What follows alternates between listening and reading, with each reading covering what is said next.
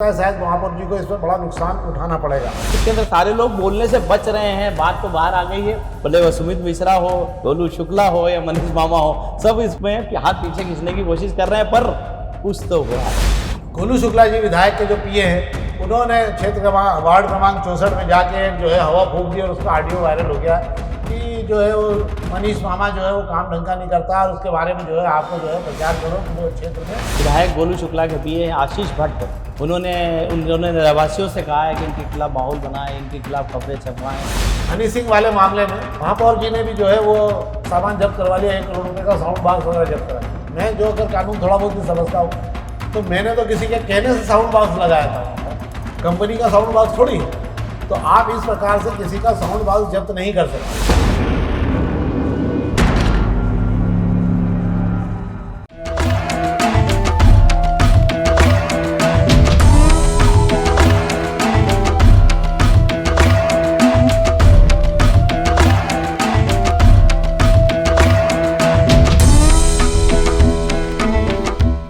नमस्कार। 3 दिन बाद रंगों का त्यौहार है और शहर में रंगों की खुमारी छाने लगी है। आज सोमवार है और आज फिर शाम के अखबारों की चर्चा चाय के साथ में एक बार फिर मैं और मेरे साथी शेखर जी, हम दोनों बैठे हैं आपके सामने।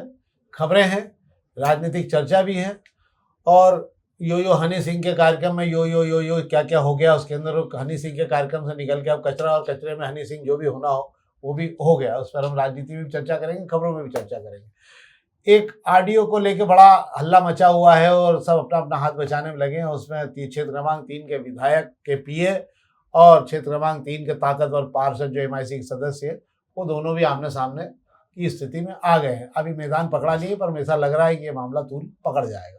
पर हम उन सबसे क्रमवार बात करेंगे एक एक के बाद में। पर हम सबसे पहले आज बात करते हैं, आपसे शुरू करें शेखर जी अपन। तो हम आज सबसे पहले अग्निबाण की खबरों की बात करते हैं, क्योंकि त्यौहार समय पे त्यौहार खोपड़ी पे आ गया है, इसलिए खबरों का मामला थोड़ा थोड़ा ठंडा रहेगा। पर खबरें फिर भी रहेगी, अखबार है तो खबरें रहेगी, जब तक अखबार जिंदा खबरें मिलती रहेगी। देर रात मऊ में पथराव और आगजनी और जो भी स्थिति रही, पूरी तरह स्थिति नियंत्रित हो गई। मुट्ठी भर लोगों ने शहर का माहौल बिगाड़ने की पूरी कोशिश की थी, पर फिर भी स्थानीय स्तर पर लोगों ने जागरूकता दिखाई और पुलिस ने अपनी पूरी ताकत दिखाई। इसके बाद यहाँ शांति हो गई है। इसके अलावा चोइथराम मंडी के किनारे की कई झोपड़ियाँ हटा दी गई हैं कि रिद्धि सिद्धि कॉलोनी की सड़क घटिया बन गई है, उसको लेके भी शिकायत है।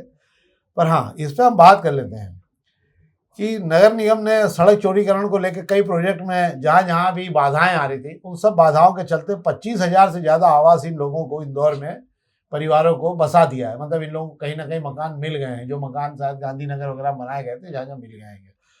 शेखर जी, इन सबको फ्री में देते हैं या क्या होता है, इनको लोन मिलता है क्या? फ्री में किसी को नहीं दिया जाता हैगा।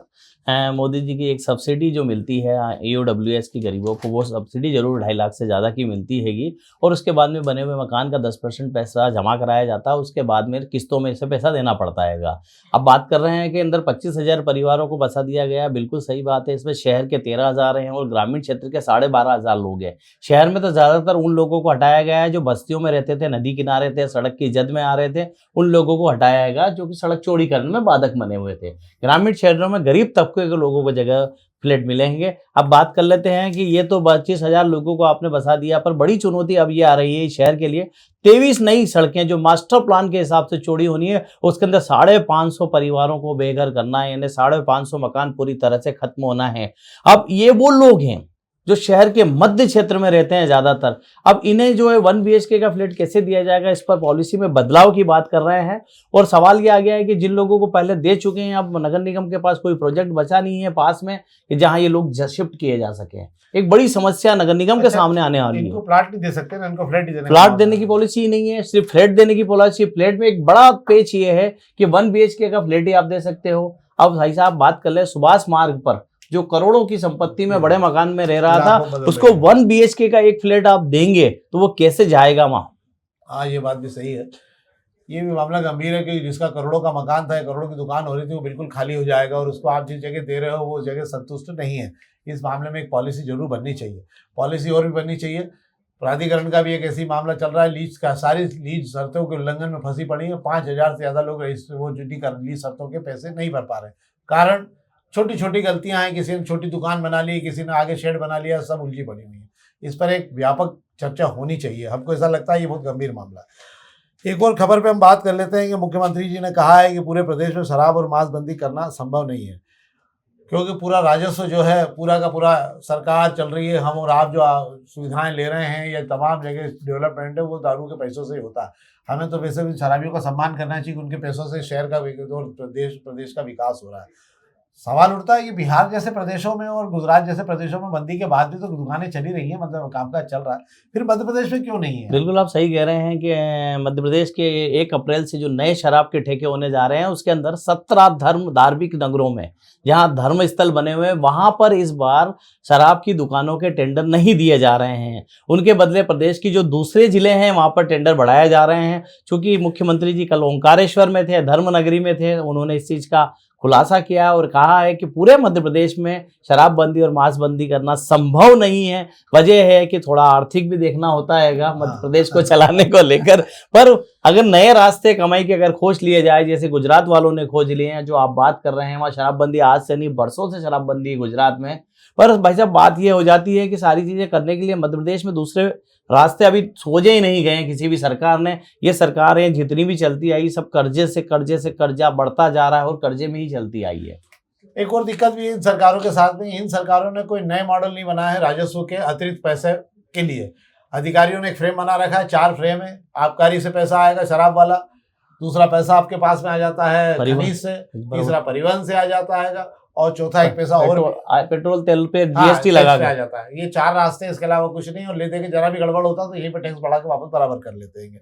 तो ये तो थी अग्निमाण की खबर जिस पे हमने बात कर ली। बाकी सब सामान्य खबरें हैं जिस पर कोई बात करने से वो नहीं है, मतलब सामान्य खबरों में है जो आपको सामान्य स्थिति में पता लगती रहती है। अब हम प्रभात खंड खबरों की बात कर लेते हैं। तो प्रभात खंड की खबरों में वही पहले पेज पे वही बहू का मामला है, जीत की हुड़दंग को लेकर। हाँ, इस पर बात कर लेते हैं। ये शेखर जी बढ़िया खबर है। एक तो जीत के लिए राजवाड़ा छोटा पड़ने लगा। राजवाड़ा छोटा पड़ने लगा मतलब भीड़ खूब बढ़ने लगी और आजकल बड़ा उत्साह हो गया जीत को लेकर। मैं हमेशा एक बात कहता हूँ, इस शहर में 2 ठिकाने हैं लोगों को। तो 2 ठिकाने में एक ठिकाना जब भी आपको खुशी मिलेगी, हम राजतंत्र में रह गए, हम होलकर रियासत में रहने वाले लोग रहे हैं, तो क्या होता है जब भी कोई खुशी आती है देश में, प्रदेश में कोई भी खुशी आती है तो हम सबसे पहले झंडा लेकर कहाँ भागते हैं? हम राजवाड़े भागते हैं कि राजवाड़े पर जाके हमको बड़ी अपनी खुशी का इजहार करते हैं। मैं सोचता हूँ शायद 1935 के पहले राजा महाराजा खुद राजवाड़े से बाहर निकल के देखते होंगे कि वो क्या लोग आए हैं वहाँ पे हल्ला करने के लिए और स्वागत के लिए। और किसी को कोई तकलीफ आती है तो गांधी वहाँ नीचे जाके बैठ जाता है रीगल टाकिज के वहाँ, गांधी जी के स्टेचू के वहाँ। तो क्या हो गया है कि उसको लगता है कि मेरे दुख दर्द गांधी जी के, और इसीलिए आपने पिछले दिनों कहा था गांधी जी अब बैठेंगे, मतलब खड़े खड़े थक गए तो गांधी जी बैठ के समस्या सुनेंगे, वहाँ पर ये हो गया है। पर यहाँ राजवाड़े पर जो मुझे बात समझ में आती है, देश भर में जितने भी बड़े ऐतिहासिक किले हैं किसी के बाहर बगीचा नहीं बना हुआ है, सबके बाहर खुला मैदान रखा गया ताकि अगर जरूरत पड़े तो लोगों को आराम से वहाँ सभा से लेकर सब चीज़ें हो सके। केवल इंदौर में ही किसी ने समझदार ने जो है वहाँ पर बगीचा बनवा दिया है। और मुझे इसके पहले एक पेशाब घर भी साइड में वहाँ बाहर दरवाजे भी बनवा दिया था उन्होंने अंडर वाला, और उसके कारण बड़ा नुकसान हुआ था। मुझे लगता है ये बगीचा हट जाए और यहाँ पर एक बढ़िया मूर्ति को ढंग से कर दिया जाए तो एक बहुत सारी जगह भी मिल सकती है वहाँ पे। क्या है शेखर जी पूरा भाई साहब? बिल्कुल आप सही कह रहे हैं कि जश्न के लिए तो जगह आप दिला देंगे बगीचे को छोटा करके, पर बड़ी समस्या जो राजवाड़ा की है वो हमको 12 महीने झेलने पड़ेगी। जश्न तो साल में 1 या 2 बार ही मनाना पड़ता है। समस्या ये है कि वहाँ पे जो अवैध दुकानें लगती है, वहाँ जो कब्जे होते हैं, ई रिक्शा वालों का जो कब्जा है, गाड़ियाँ खड़ी होती है, उससे परेशानी से कैसे निजात पाएंगे? अभी समस्या सी भी आज सभा इसलिए उठी है कि कल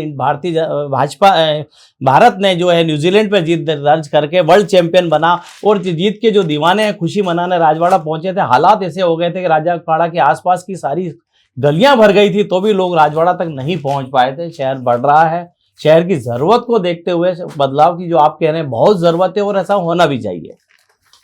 अब हम बात कर लेते हैं संक्षेप में पत्रिका की खबर की। पत्रिका में एक खबर पर हम बात कर लेते हैं।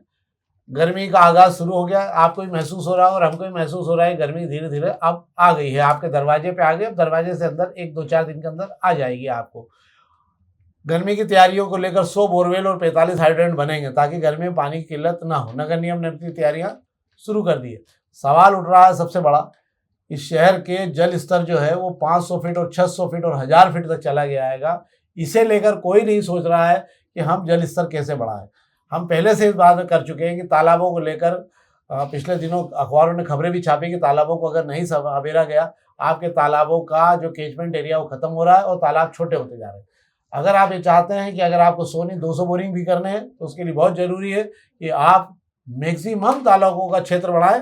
एक तालाब अगर बन जाता है अच्छा बड़ा, तो वो कम से कम 4 किलोमीटर के इलाके में पूरी तरह से पानी नीचे पहुंचा चुका रहता है। मुझे लगता है इसकी सबसे ज़्यादा ज़रूरत है। ये सारे बोरिंग जो है थोड़े दिन बाद में बोल जाएंगे और यहाँ पानी की वही समस्या रहेगी, आप 500 फीट खोद रहे होंगे, पर बोरिंग का कामकाज में, बोरिंग का खेल जो नगर निगम में चल रहा है वो चलता रहेगा। क्या है? बिल्कुल आप सही कह रहे हैं भाई साहब कि जब तालाबों की देखरेख की जरूरत आती है, बारिश के मौसम जब तालाबों को ठीक करने का समय आता है, जब उस पर ध्यान नहीं दिया जाता है, इस शहर की जरूरत को अगर आपको पूरा करना है, तालाब बिल्कुल आप सही कह रहे हैं, ठीक करना होगा, जल स्तर बढ़ाना होगा। वाटर हार्वेस्टिंग की बातें सिर्फ कागजों पर होती है, पर जमीनी कुछ दिखाई देता नहीं है। वाटर हार्वेस्टिंग का सिर्फ एक लक्ष्य पूरा कर लिया जाता है और बैठ जाते हैं। आप बिल्कुल सही कह रहे हैं, 100 बोरिंग इसलिए कराए जा रहे हैं, हर वार्ड में एक बोरिंग होगा, 85 बोरिंग सारे 85 वार्डों में हो गए। कुछ वार्ड ऐसे जहाँ नर्मदा की लाइन ही नहीं है, वहां पे एक की बजाय 2-2 हाइड्रेंट कराना पड़ेगे, इसलिए वहां बोरिंग भी 2-2 कराना पड़ेंगे। नगर निगम ने तैयारी कर ली, नगर निगम पूरा समझ के बैठा है कि इस साल पानी की बड़ी किल्लत होने वाली है। आप नगर निगम के अगर बोरिंग के रेट भी निकलाएंगे तो आपको बड़ी हंसी आएगी सुन के कि जो काम चवन्नी में बाजार में होता है वो 1 रुपये में नगर निगम कराती है। अब आप समझ गए होंगे, बाकी चीज़ों में मेरे को बोलने की जरूरत नहीं है। अब हम दोपहर की पहले पेश की खबरों की बात कर लेता हूँ।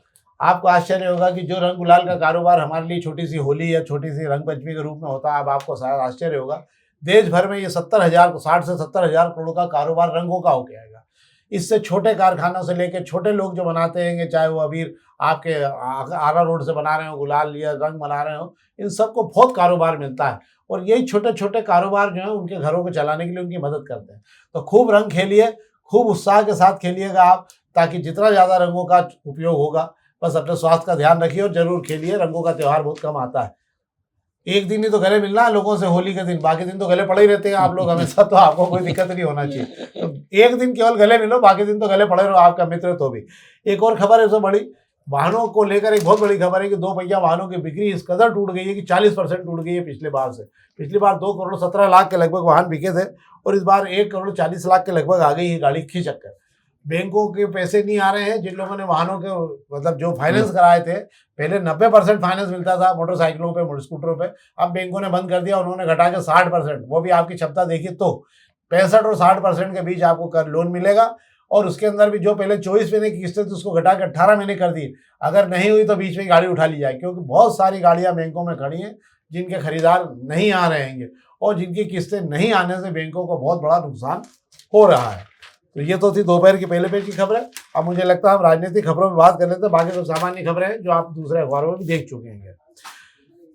एक खबर पर हम बात करना जरूर रह गया हमारा, हनी सिंह वाले मामले में महापौर जी ने भी जो है वो सामान जब्त करवा लिया, 1 करोड़ रुपए का साउंड बॉक्स वगैरह जब्त करा लिया। मैं जो अगर कानून थोड़ा बहुत भी समझता हूँ तो मैंने तो किसी के कहने से साउंड बॉक्स लगाया था, वहां पर कंपनी का साउंड बॉक्स थोड़ी है वो। तो आप इस प्रकार से किसी का साउंड बॉक्स जब्त नहीं कर सकते हैं, वो आपको, आप उस पर कार्रवाई करिए। अगर धोखाधड़ी करके गया तो आप उस पर कार्रवाई करिए, आप इस प्रकार से नहीं कर सकते। और मुझे ऐसा लगता है शायद महापौर जी को इस पर बड़ा नुकसान उठाना पड़ेगा, क्योंकि ये आयोजन के बाद 2-3 चीजें होगी इससे। शहर में दूसरे आयोजन करने से लोग कतराएंगे, पहली बात। दूसरी चीज, ठीक है कि नगर निगम को जो पैसा मिलना था और उसमें कुछ शपथ पत्र वगैरह लगा हुआ है, पर इसमें इस बार पूरे मामले में सबने हाथ खींच रहा है, केवल महापौर ही अपनी तरफ से लगे हैं। अधिकारियों ने भी दूरी बना ली है धीरे धीरे करके, और कुल मिला के ये मामला जो है कचरा होने वाला है इसका। तो क्या है शेखर जी? बिल्कुल आप सही कह रहे हैं कि इस कार्यक्रम का जो आप बोल रहे हैं, इस मनोरंजन कर का जो कचरा होने वाला है, एक मनोरंजन कर की जो लड़ाई है, इसका कचरा होने वाला है। एक्चुअली वजह ये रही, दिलजीत दोसांझ के जो आयोजक थे, उन्होंने नगर निगम को जिस तरीके से उल्लू बनाकर सारा समेट कर निकल गए थे, नगर निगम को लगा कि इस बार वे बड़ी सख्ती से इनसे निपटेगा। बड़ी समस्या इसमें ये हो गई, आप बिल्कुल सही बोल रहे हैं, महापौर जी अकेले पड़ गए हैं। अफसरों की दिलचस्पी इस पूरे आयोजन में कहीं नहीं दिखी। महापौर जी, बड़ी बात यह है कि महापौर जी ने पुलिस डिपार्टमेंट को चिट्ठी लिखी थी कि जब तक हमारी एनओसी ना मिल जाए, किसी तरह की मंजूरी नहीं दी जाए, पर पुलिस ने अपना काम किया, पुलिस ने अपनी मंजूरी दी, पुलिस ने अपने इंतजाम भी लगाए। ऐसे में महापौर जी अलग पड़ गए, उससे और वे और गुस्सा हुए। और जो आयोजकों की बात करें, आयोजकों ने एक दिन पहले, कार्यक्रम के एक दिन पहले रात में महापौर जी से बात करके जो हिसाब सामने किया था वो टैक्स ऑनलाइन जमा करा दिया। पर हकीकत में महापौर जी को ऐसा लगता है कि उन्होंने जो जीएसटी में 3 करोड़ रुपए का हिसाब बताया उस मान से उन्हें करीबन 50 लाख रुपए टैक्स मिलना चाहिए था। अब इस 50 लाख की टैक्स की वसूली के लिए जो सामान जब्त कर लिया गया, ये वही सामान है जो 14 मार्च को पुणे में यही हनी सिंह का प्रोग्राम होना है, उसमें लगना हैगा। सामान को वापस लेने के लिए काफी कल से मशक्कत चल रही है, आज तक नहीं छोड़ा गया है। पर सवाल भाई साहब ये आता है कि इस पूरे मामले में महापौर जी अकेले ही क्यों? जब अगर मसला ऐसा है तो महापौर अकेले क्यों?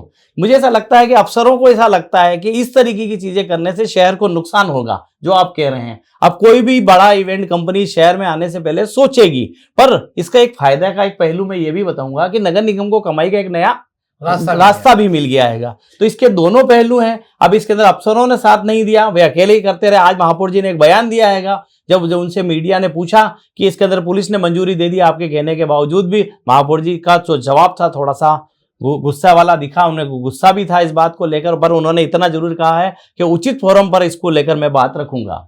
इसका उचित फोरम में आपको बताया था, हमने एक कार्यक्रम में हमने और शेखर जी ने हम दोनों ने बात की थी कि इस कार्यक्रम को लेकर जो बाहर की कंपनी आने वाली, जब हमने उनसे बात की तो उन्होंने कहा इंदौर का व्यवस्था बहुत खराब है, या 12 बना रखे हैं विभाग जिनसे एनओसी लेने के लिए 3 महीने आदमी को रुकना पड़ता है।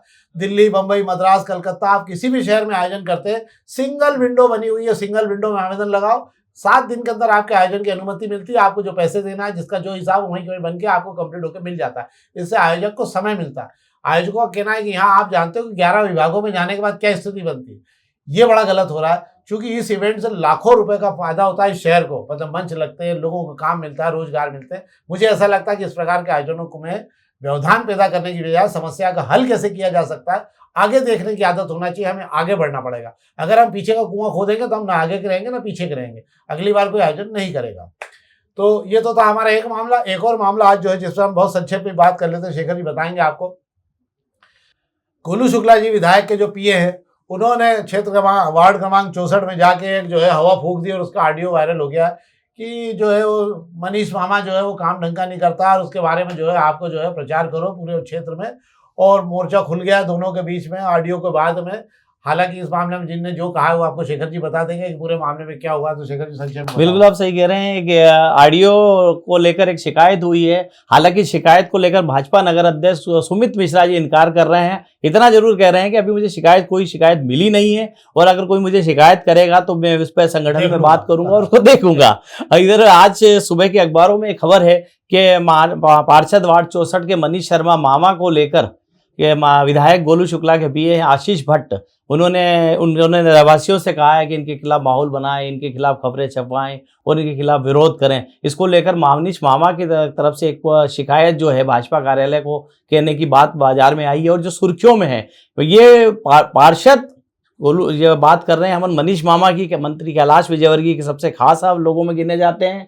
सुमित मिश्रा की अगर मैं बात कर लूँ तो खास है, और गोलू शुक्ला जी जो जिनके पीए ने ऐसा काम किया है, उसको लेकर ये पूरी खिचड़ी जो एक ही जगह की पक गई हैगी। अब इसके अंदर सारे लोग बोलने से बच रहे हैं, बात तो बाहर आ गई है। भले वो सुमित मिश्रा हो, गोलू शुक्ला हो या मनीष मामा हो, सब इसमें हाथ पीछे खींचने की कोशिश कर रहे हैं, पर कुछ तो हुआ है। हाँ, कुछ तो हुआ है। पर एक लाइन में यही बता दो शेखर जी कि रायता कब तक फैल जाएगा, ये सबोर लेंगे क्या होगा? ये रायता को ऐसा लग रहा है कि जिस तरीके से ढुला है आज, जिस तरीके से हम लोगों ने इनसे बातें की हैं, जिस तरीके से नगर अध्यक्ष जी सीधा नकार रहे हैं, मनीष मामा भी कुछ भी बताने से बच रहे हैं, उसके बाद मुझे ऐसा लगता है कि ऊपर आपस में के घर के अंदर ही समझने के लिए कह दिया गया है।